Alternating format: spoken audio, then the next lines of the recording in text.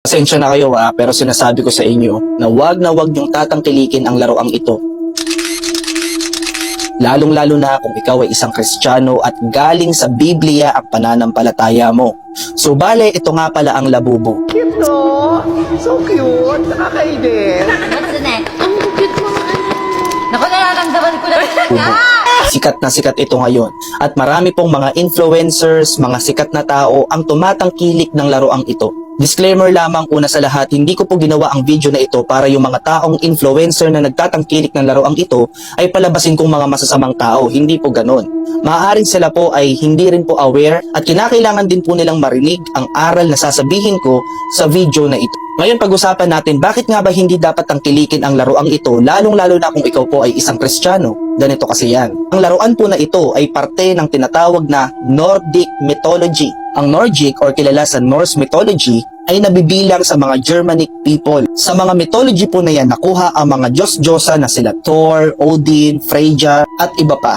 Siyempre sa mythology, kung meron pong mga gods and goddesses, meron din pong tinatawag na mga demon gods or mga monsters. Kasama na po dyan sila Zimono, Taikoko, Spooky, Peito, and siyempre yung sikat na ngayon na si Labubu. So si Labubu po ay isa pong halimaw or monster. Actually, isa po siyang elf monster or duwende sa Tagalog. Now, anong big deal dito? Ngayon, ang problema dito kung ikaw ay isang Kristiyano at galing sa Biblia ang pananampalataya mo, ang mga halimaw po at mga monsters ay biblical at ito po ay kaaway ng Diyos. Meaning to say, ang mga monsters or mga halimaw, yan po ay mga demons. Tikbalang, mangkukulam, manananggal, duwende, kapre, Dracula, name it, lahat po yan ay mga demons. Job chapter 7 verse 12. O Diyos, bakit niyo po ako binabantayan? Isa ba akong dambuhalang halimaw sa dagat na dapat bantayan? Revelation chapter 11 verse 7.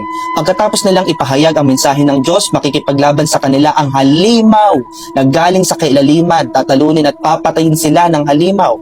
Revelation chapter 13 verse 1. Pagkatapos may nakita akong halimaw na umahon sa dagat. 7 ang ulo nito at 10 ang sungay.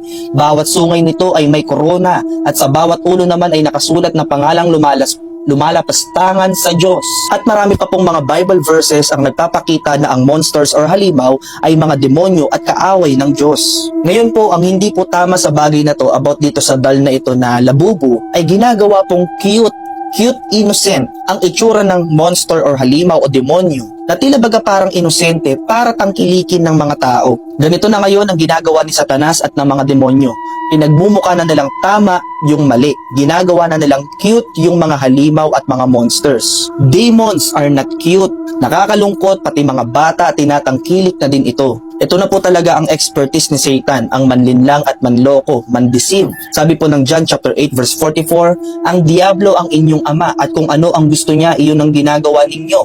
Siya'y mamamatay tao mula pa sa simula at ayaw niya ng katotohanan dahil walang katotohanan sa kanya.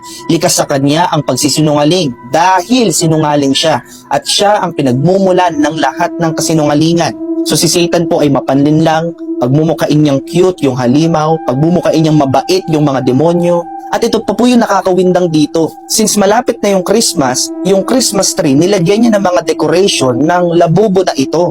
So Pastor CJ, ano na namang big deal dyan? May problema ka na naman dyan? Yes po, pasensya na kayo, pero may problema po dyan. Imagine, kung yung Christmas po ay si Kristo ang sentro, bakit may monster dyan? Bakit may halimaw dyan? Bakit may demon dyan? So kung talagang si Jesus, kapanganakan ng ating Panginoon, ang pinagdiriwang natin sa araw ng Christmas, dapat hindi po natin nilalagay dyan ang Labubu na alam naman po natin ito po ay duwende or monster or demonyo. So sa lahat po na nakakapakinig dyan at tumatangkilik sa Labubu na doll, pagpasensyahan nyo na po ako kung nagmumukha po akong KJ para sa inyo.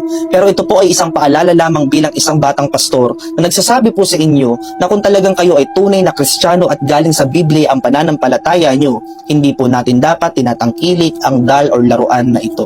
So yun lamang, I hope na may natutunan po kayo sa video na ito. Shalom everyone, peace.